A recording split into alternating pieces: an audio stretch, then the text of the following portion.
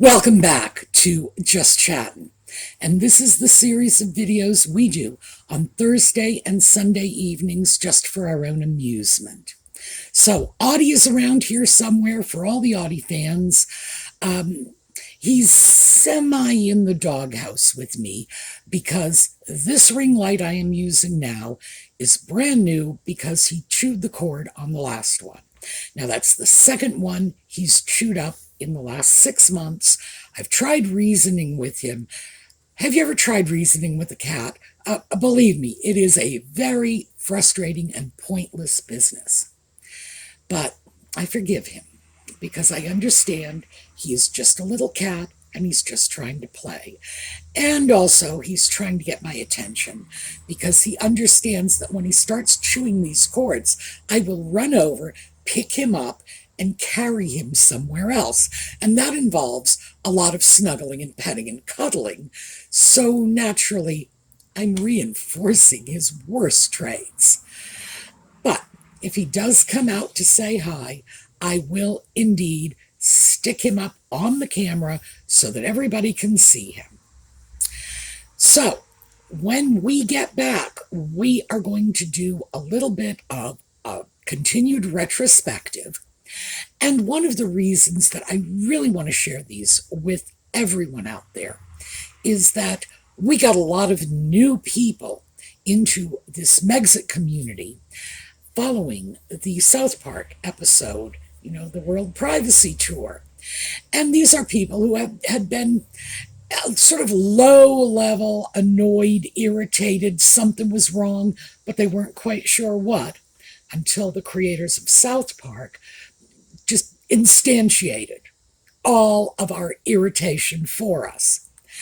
And so we need to make sure they're caught up so that when we start talking about these issues that we've been looking at for many years, that they know what's going on. And also, for those of us who have been dealing with this for a while, there is just so much grief and irritation, so many lies, so much misinformation, so many changing and altering stories that we start overloading. We don't even remember what happened last month because between then and now, there have been 40 new changed stories. So it's good for us to be able to look back to. All right, when we get back, we are going to take a look at some current news and then start to look at some old news in a minute.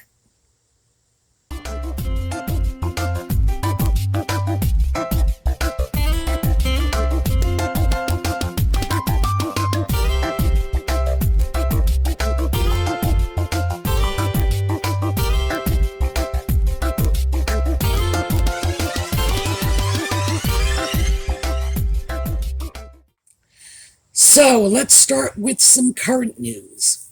Apparently, Nutmeg is making a serious sympathy play.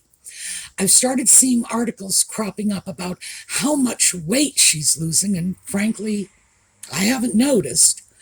But that little stress patch that she wore on her last pap walk has apparently garnered some questions. Now, these are all her usual media-friendly outlets, People Magazine, Vanity Fair, etc.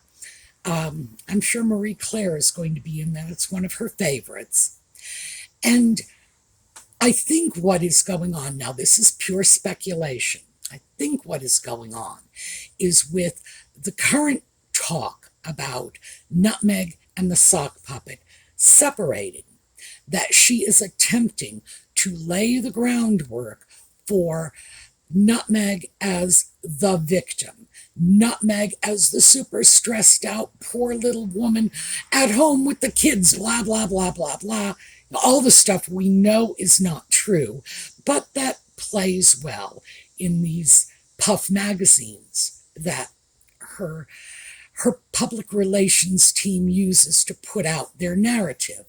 So I think that is what's going on, just more Nutmeg the victim stuff.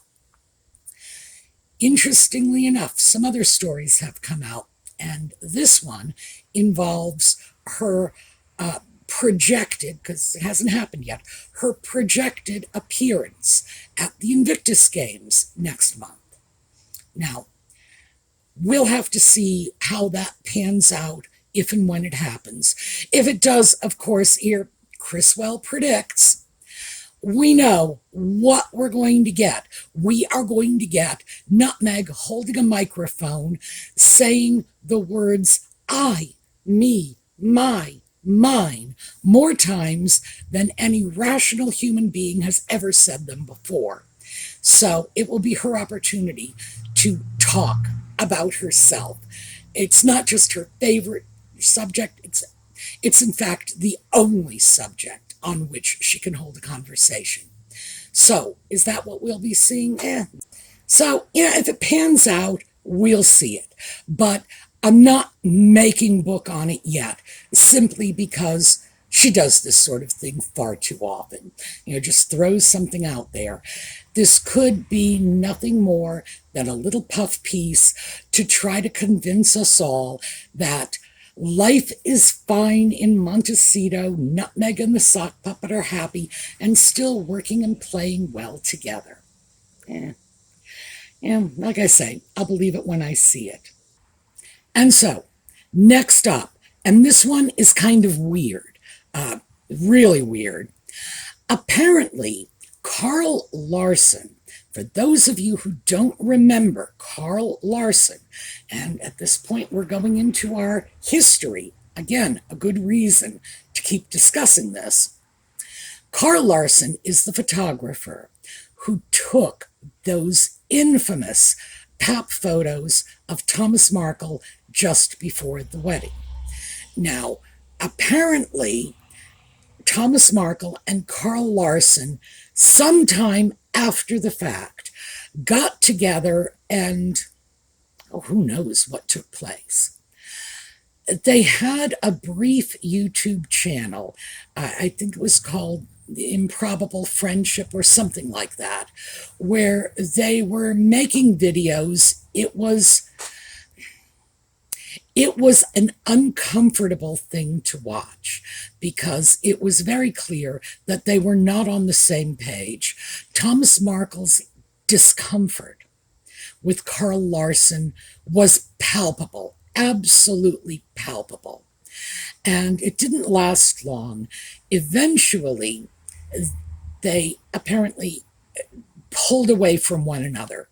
There were rumors that Markle felt Larson was exploiting him, exploiting the relationship. My own take on it is this was a highly exploitative relationship, that Thomas Markle is an elderly man who is very much living outside of society. He's in poor health, he is largely isolated, and sadly he is the perfect victim for someone who wants to come along and exploit him. Is this what Larson has done? Well, I can't say for sure. The only thing I can absolutely say is, having watched that YouTube channel, I wasn't comfortable with it.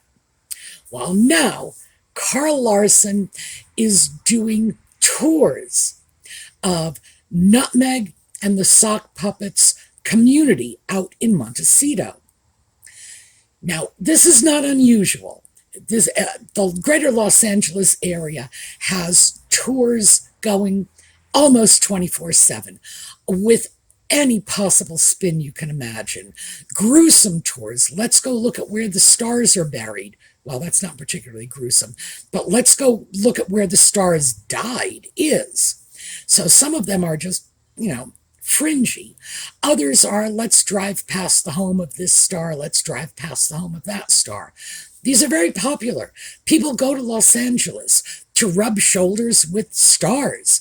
They will get on a tour bus. They will go past Angelina Jolie's house. They will go past Robert Redford's. I don't think he lives in California.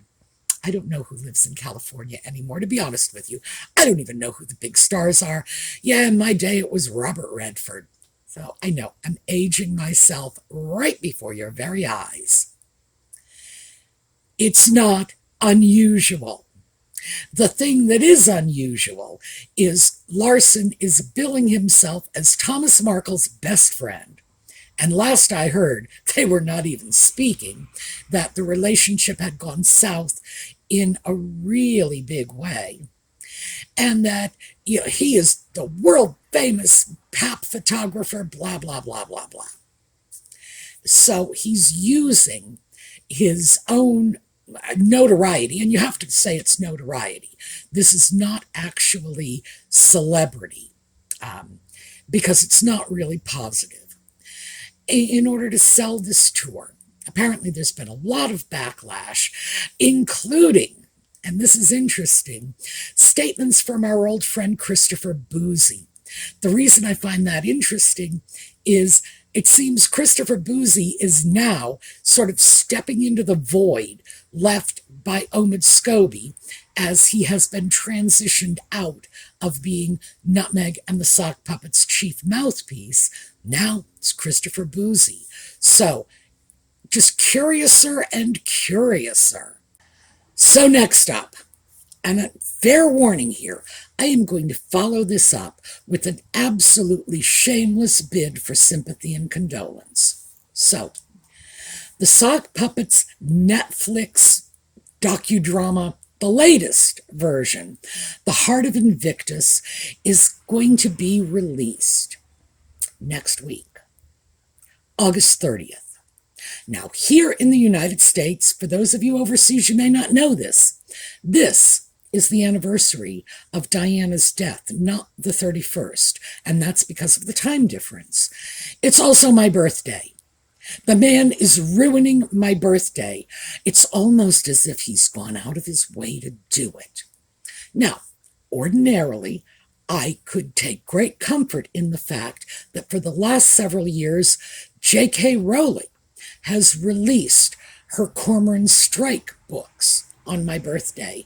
Well, this year, the newest Cormoran Strike is not coming out until the third week of September, so I do not even have that. I have nothing but the Sock Puppet for my birthday. So here you have it, my bid for sympathy and condolences, because the man is ruining my birthday. Poor me. See, I can play victim too. Now, I don't know what we are going to see of this. I understand Nutmeg has been deleted from all of the Heart of Invictus footage. By the way, if you Google Heart of Invictus, you know what comes up as the little subheading? Game show. Which kind of tells you how seriously the greater world is taking this. Yep, Heart of Invictus, game show. All right, I understand Nutmeg has been edited out, which means it's possible I can download it and watch it. I can't ordinarily watch this sort of thing because Audie the cat hates the sound of her voice. He really, really does. He loves Selena Gomez's voice, by the way. I found this out when I was watching, Only Murders in the Building, and he purrs when Selena Gomez talks. He hisses when Nutmeg speaks. So whenever I download anything with Nutmeg speaking, I have to be super careful, plug in earbuds, because the poor little cat just can't take it. All right, that's it for the current news. So let's just move back to early 2020. And this is where we left off last time. In early 2020, when Nutmeg and the Sock Puppet exited the UK, stepped down, or as they insisted on correcting it, stepped back from royal duties, as if there's a difference. Really, it's just, that is nothing but semantics. And I'm not going to bother explaining what semantics means. I'll let them look it up on their own. So they hit the U.S. in the pandemic, just as our borders were about to be closed. And we talked about that last time. Now, how sad for them, because they were certainly counting on coming here to the US and garnering all this publicity. Didn't work out that way.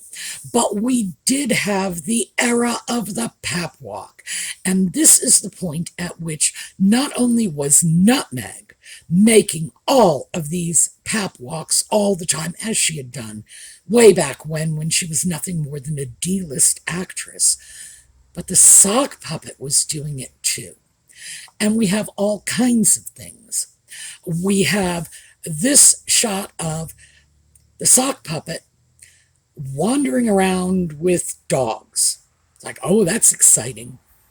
Now, we know this was a pap shot because it's marked at the bottom. It's Coleman Rayner. Now, if you'll recall, that is the same company that was responsible for Carl Larson's photographs of Thomas Markle. What was it, 2 years before? Yeah, would have been about 2 years before. So it just makes you wonder, really, who was behind all those allegedly paid pap shots. I'm going to leave that. But yes, same agency, same guy who is now taking Thomas Markle's alleged friendship with him and using it to promote Hollywood tours. So this is the first one. Then we have Nutmeg and the sock puppet going out and delivering meals to shut-ins. And by the way, they did this on at least 2 occasions. It could have been, 2 photo ops in the same day, but there was a change of clothing, which is why I say 2. But we never saw them delivering food to the poor after that. It was just for the sake of getting the photographs. And there were other things they did. They crashed a nursery school and planted seeds with children. This raised a lot of hackles locally because the parents of these little tiny children were not even allowed to walk their kids into the school. The parents were left outside because of the pandemic. So they would bring the kids to school, the kids would go in, and the parents would have to stay outside. Meanwhile, the sock puppet and Nutmeg got to go in with all of these other people's children in the middle of a pandemic for a photo op. Parents were outraged. The general public, well, portions of it at least, really didn't take well to this. And it was just one of many, many instances of them exploiting other people's children while simultaneously demanding privacy for their own putative offspring. And finally, we come to the real capper. This one was in November of 2020. And in this one, we have them in a U.S. cemetery because they were annoyed that the royal family wouldn't put a wreath down in Harry's name. But the wreaths are not done that way. The wreaths were laid on behalf of organizations, not on behalf of individuals. But Harry/Nutmeg didn't like that and did their own competing event in the U.S. by closing down a cemetery so that people with loved ones actually buried in that cemetery could not go in to pay their respects. It was shut down just for their photo op. Yeah, that was very, very irritating to a lot of people. So this is the pap walk era. Also, this is the point at which Nutmeg claimed that she had a miscarriage. Now, the miscarriage news was dumped on the general public through an op-ed piece for the Times in November of 2020. And I've discussed this in some detail in the past. She had previously, and this would have been in late 2019, received a continuance in her lawsuit against the Times on Sunday of 9 months. It's a very specific continuance that was very suggestive, and they never disclosed the reason for it. So my personal belief is when no baby materialized at the end of the day, she needed to come up with some excuse for the courts for why the alleged baby disappeared. And then we have the alleged miscarriage. And I do say alleged with some reluctance, because I don't believe it ever took place. We have heard 3 separate stories about what happened. The one in the op-ed piece, and that came out November 2020. The one in the Netflix docudrama, and that came out late last year. The one in the sock puppet's hideous memoir, and that came out early this year. 3 separate stories from them, from their own mouths, and they are contradictory stories. Was there a miscarriage? Can't prove it by me. So that's very much where we were left at the end of 2020. But wait, it gets worse. As we go into 2021, early in the year, we have the notorious Oprah interview, this huge publicity grab. It's very important to remember this whole thing took place while Prince Philip, a man who had served his adopted country for 3/4 of a century, was lying on his deathbed, while the Queen, who probably served her country, and it wasn't her adopted country, for even longer, while she was grieving the impending death of her beloved husband. Oh, come on. Apparently that wasn't enough to dissuade Nutmeg and the sock puppet from this interview. And it didn't dissuade them from throwing the entire royal family under the bus, which they did.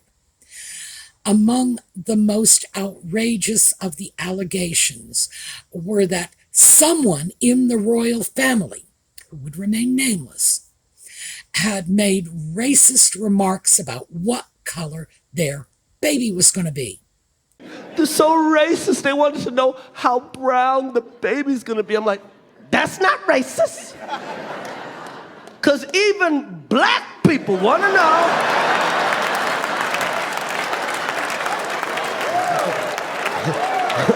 how brown the baby gonna be.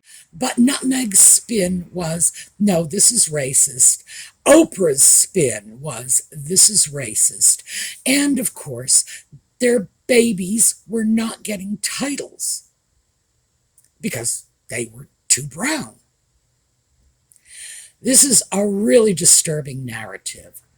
And the sock puppet subsequently came out and said, no one ever said the royal family was racist. No one ever said that. He never said that. His wife never said that. Like, yeah, actually they did. And all this is going on at a very personally terrible time for the royal family. The forgiveness on this has probably still not there. I was going to say is slow in coming. Yeah, another century or two maybe. It was unjust. It was uncalled for. It was unkind. So that is what we were dealing with. Now, the Oprah interview did for Nutmeg what she wanted. It did garner her a great deal of sympathy and support in the U.S. Now, the reasons for this it should be obvious. We are not a nation with a royal family. It's not our royal family. You start talking about the evil royal family, and many of us are just casting our minds back 250 years ago. The barefoot boys at Valley Forge, Molly Pitcher, one of the candidates put forward as the real Molly Pitcher, is buried here where I live. So, yeah, Molly Pitcher loading the cannon, taking her fallen husband's place in the line to fight for our independence. Now I'm going to start crying and get all misty. It's a very emotional set of equations that's being plugged in for Americans. Evil, dreadful royal family. Poor barefoot boys at Valley Forge. So yes, it was a cheap shot. It got her some favorable press. Did the favorable press last long? No, it didn't. But that was inevitable. It was inevitable. The point would be reached at which she would simply no longer be able to manipulate the public. So, in this period, we're going to throw out just a couple more because we're on the subject of the media. Let me also throw out the rather infamous Lion King premiere. And this was an event at which the sock puppet is actually recorded. This is not even speculation. This is not lip readers. Someone actually captured the sound footage to go along with these photos, cornering Bob Iger, a chief something or other at Disney, and attempting to secure voiceover work for Nutmeg. And this, as I said, this was at the Lion King premiere. We'll get back to that in a moment. This was for the documentary about elephants, which, by the way, has a remarkably poor review based primarily on the narration. So this was not a good move for Disney. Oh, and the review is listed in my notes under this video. All the links are there. So, disastrous for Disney. But what we do get out of this is that at this point, the sock puppet was in for a penny, in for a pound. He was with her every step of the way. This was no longer just Nutmeg on a rampage, out of ignorance or a feeling that she was being slighted. No. The sock puppet was up to his bleary, drug-crazed little eyeballs in this, too. Lion King premiere. We've got a little tiny postscript. This was the premiere at which Nutmeg subsequently told The Cut in that strange interview that she had been approached by one of the South African actors who told her that when she and the sock puppet got married, the people of South Africa rejoiced in the streets the way they did when Nelson Mandela was released from jail. I know. We're just going to walk away from that because it's too ridiculous for words. I do want to add the only South African actor in that cast subsequently said he never even met her. So that's sort of the media blitz that they gave us when they returned to the U.S. And once again, we are going to pick up on this at a later date. So that's what I have for you today. We're going to take a look at a slideshow on the way out because what we've got coming up, my birthday, is also the anniversary of Diana's death. We are going to take a look at a Diana slideshow. So, enjoy the slideshow. Definitely tell me how sorry you feel for me that I have to share my birthday with a sock puppet acting out. And I will see you all next time. Have a terrific day.